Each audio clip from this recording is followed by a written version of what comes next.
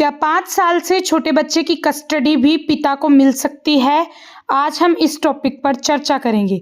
Hello friends, मैं हूं पूनम चौधरी। आप मुझे देख रहे हैं लीगल फोकस पर। फ्रेंड्स, बच्चे की कस्टडी से जुड़े हुए महत्वपूर्ण विषय पर आज हम बात करने वाले हैं। यदि हस्बैंड और वाइफ के बीच में किसी भी तरह का विवाद चल रहा है और आपका बच्चा यदि 5 साल से छोटा है, तो वाइफ बिना किसी कोर्ट के ऑर्डर या परमिशन के बिना अपने 5 साल से छोटे बच्चे को अपने साथ लेकर जा सकती है।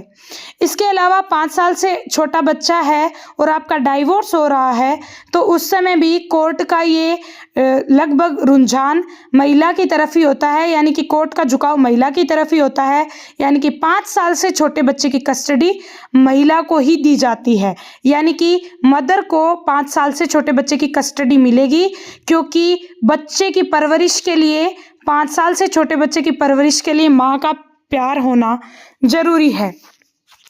इसके अलावा ये भी देखा जाता है कि माँ और बाप में से दोनों में से बच्चे की अच्छी देखरेख और परवरिश करने में कौन ज़्यादा सक्षम है या कौन बच्चे की अच्छे से परवरिश कर सकता है। यानी कि यदि माँ का शेड्यूल बहुत बिजी है या वो कुछ इस टाइप की जॉब करती है जिसे बच्चे पर पूरा फोकस नहीं कर सकती या अच्छे से परवरिश नहीं कर सकती, तो 5 साल से छोटे बच्चे की कस्टडी भी पिता को दे दी जाती है।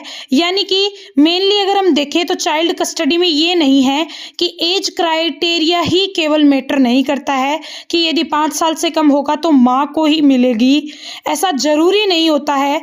कुछ केसेस में ये भी देखा गया है कि यदि आपका बच्चा भले ही 5 साल से छोटा हो, पर यदि माँ सक्षम नहीं है, डाइवोर्स के वक्त यदि माँ सक्षम नहीं है अपने बच्चे की परवरिश सही से करने के लिए, तो ऐसी स्थिति में कस्टडी पेरेंट्स में से बाप को सौंप दी जाती है।